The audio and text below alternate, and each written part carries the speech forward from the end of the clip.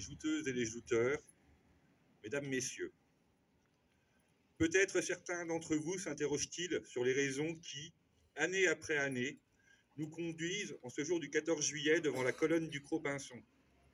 En effet, quel lien entre ce monument, érigé par souscription le 21 septembre 1884, et la Révolution française qui avait eu lieu 80 ans plus tôt?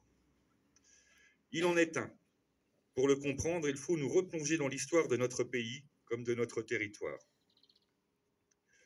Nous commémorons le 14 juillet la prise de la Bastille, un événement qui se déroule dans un climat insurrectionnel, où, après les États généraux convoqués par Louis XVI, les députés cherchent à s'imposer au roi comme Assemblée nationale constituante.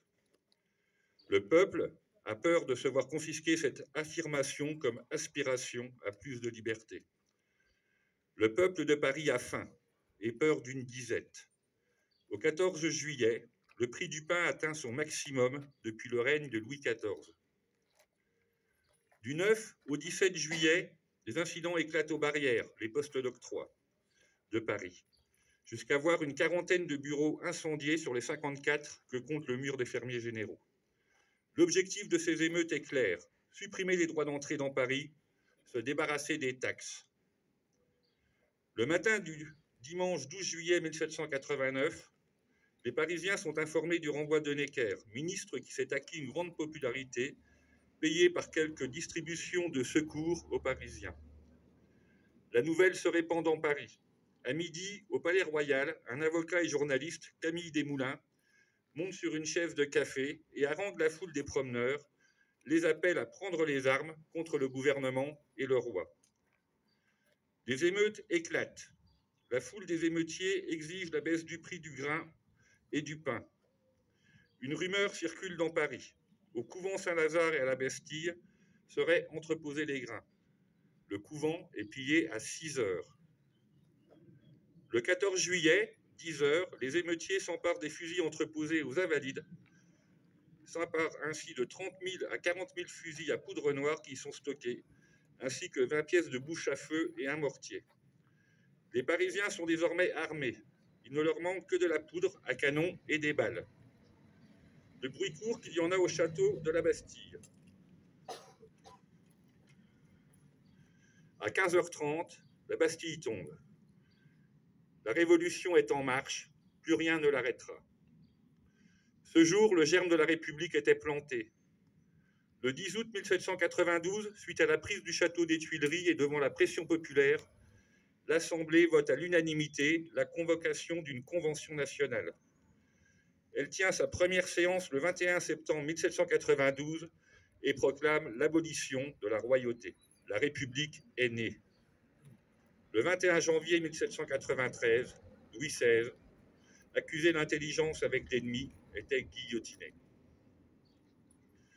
Nous sommes réunis ici, en ce lieu, à l'endroit même où, en 1852, fut érigée une guillotine.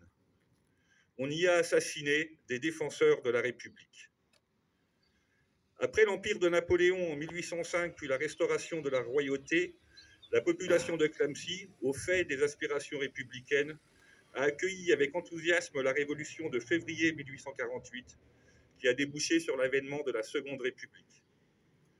Ces républicains se réunissaient en Basse-Ville, chez Gagné, au Café des Colonnes, tandis qu'artisans et flotteurs se retrouvaient chez Denis Coq, qui tenait un cabaret plus modeste.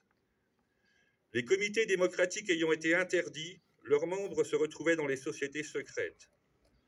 Les Mariannes étaient très nombreuses dans la Nièvre et un réseau sans faille couvrait toute la campagne. Leur propagande très active avait gagné aux idées démocrates socialistes, les paysans qui attendaient fermement la République des petits. Les Mariannes de Clamecy et des environs rassemblaient 300 hommes résolus. Tous ces rouges mettaient ouvertement leur espoir dans la campagne électorale présidentielle de 1852. On conçoit aisément que les lois de 1850, restreignant la liberté de la presse et le suffrage universel, y aient été particulièrement mal reçues. Clamecy a pris le coup d'État perpétré dans la nuit du 1er au 2 décembre 1851 par celui qu'on appellerait plus tard Napoléon III. Dès le mercredi au petit matin, suscitant la stupéfaction générale et pour beaucoup l'indignation. La journée et le lendemain passèrent dans l'attente et l'incertitude. Dès le 4 décembre, les démocrates socialistes réussirent à se rencontrer au Café des Colonnes. Ils y attendaient le mot d'ordre de Paris, au moins de Nevers, pour descendre dans la rue afin de défendre, au besoin, au péril de leur vie, la Constitution violée et la République trahie. Le 5 décembre, les dés étaient jetés. Le soir, une longue colonne de 7 à 8 000 hommes, de 7 à 800 hommes, des flotteurs, mais aussi de nombreux artisans et boutiquiers, plus ou moins armés, très excités, s'ébranla, tambour battant, vers la ville haute en chantant la Marseillaise. L'insurrection semblait n'avoir aucun plan bien déterminé. Son premier objectif était d'attaquer la prison et de délivrer les 11 détenus républicains qui s'y trouvaient. Rapidement, les insurgés enfonçaient les portes de la prison, occupaient l'hôtel de ville et la sous-préfecture désertée, ainsi que la tour Saint-Martin, d'où le tocsin sonna lugubrement toute la nuit. Un nouveau maire fut installé, l'avoué Rousseau. Des barricades barrèrent les principales entrées de la ville. Sans rentrer dans le détail du déroulement des événements et dans la mesure où les principales villes ne s'étaient pas soulevées, cet élan de résistance a échoué. La répression fut à la mesure de la peur qu'ils avaient suscitée, c'est-à-dire particulièrement implacable. Clamecy connut une longue occupation militaire. Le conseil municipal déchu fut remplacé par une commission de 12 membres composée d'hommes sûrs, laquelle accueillit délations et calomnies sans aucun discernement. La troupe fut employée à une véritable chasse à l'homme à travers bois et campagne, trop souvent aidée par les bourgeois qui avaient eu si peur. Le conseil de guerre siégea du 31 janvier au 27 mars 1852. Il condamna 7 exilés volontaires par contumace, 500 au bagne en Algérie ou à Cayenne, 7 à mort. 4 furent guillotinés à Clamecy même, en haut du Cropinçon, là où s'élève la colonne expiatoire, là où nous nous trouvons le 30 juillet 1852. Nous célébrons ici la guillotine qui trancha la tête à Louis XVI et mit un terme à l'absolutisme. Nous dénonçons ici la guillotine qui trancha des têtes qui s'opposaient à l'impérialisme. Ici, nous célébrons la République. La Troisième République fut proclamée en 1870, après la défaite des Cédants et la chute de l'Empire. La colonne fut érigée par souscription, comme dit précédemment en 1884.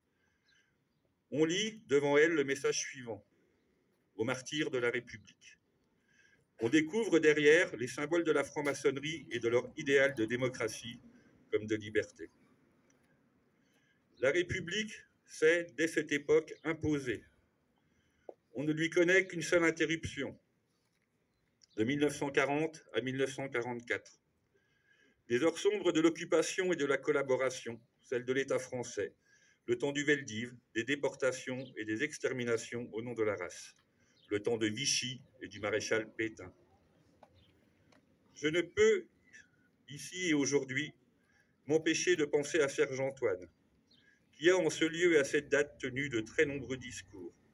Décédé en novembre 2010, il a été président fondateur des Amis de la Fondation pour la mémoire de la déportation. Lui-même déporté à Sachsenhausen.